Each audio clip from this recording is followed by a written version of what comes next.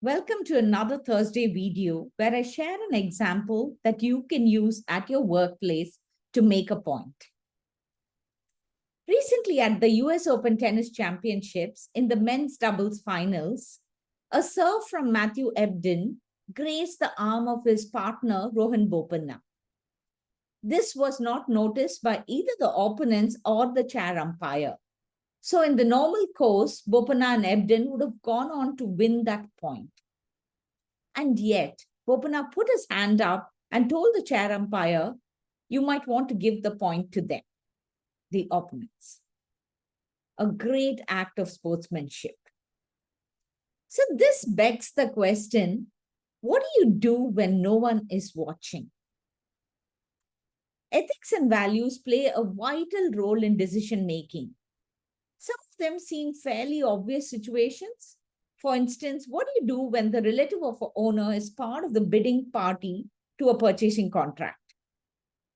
Do you know if your vendor process, selection process is fair? Is it open? Is it transparent?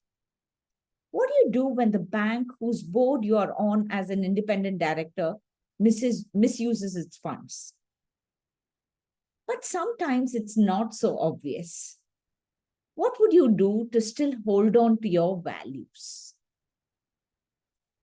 Harvard business strategy professor Clayton Christensen often talked about this example from his college days when he played basketball for his university team. His team had worked really hard all season and they had made it to the finals of a big tournament. The championship game was scheduled on a Sunday. Christensen was a pious Mormon. Playing on the Sabbath, which is a holy occasion and is supposed to be for rest and spiritual renewal, was totally against his religious beliefs. The basketball team's coach asked Christensen to break the rule for that big game. I don't know what you believe, but I believe that God will understand. That's what his coach said. And his teammates also prodded him and said, you've got to play. Can't you break the rule just this one time? Christensen reflected about it and he concluded that he would not play in the final because he didn't want to violate the Mormon way of life and break his personal rules.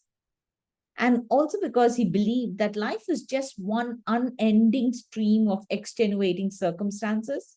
Had I crossed the line that one time, I would have done it over and over again in the years that followed. Christensen team, however, played without him and won the basketball championship. And Christensen said after the match that many of us have convinced ourselves that we are able to break our own personal rules just this once. In our minds, we can justify these small choices. None of these choices, when they first happen, feel like a life-changing decision. But each of those decisions can roll up into a much bigger picture, turning you into the kind of person you never wanted to be.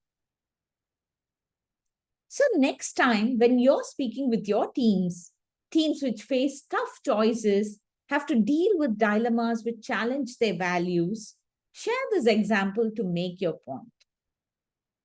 Keeping our commitments unwaveringly is tough. Making exceptions just this once is a slippery slope.